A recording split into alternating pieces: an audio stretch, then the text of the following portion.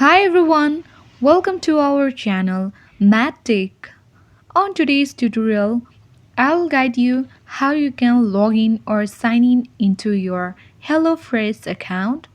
For that, you need to open HelloFresh and on the top right corner you can see login button.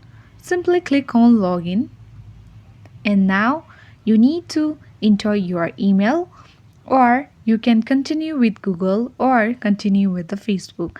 Now click on continue with email.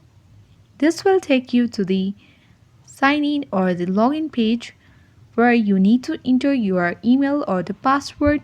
So you have already entered your email. Now you need to enter your password.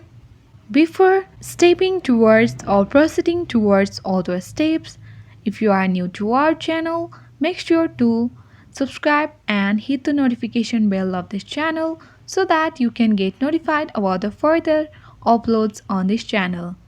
So once you have entered your password, now you need to tap on continue.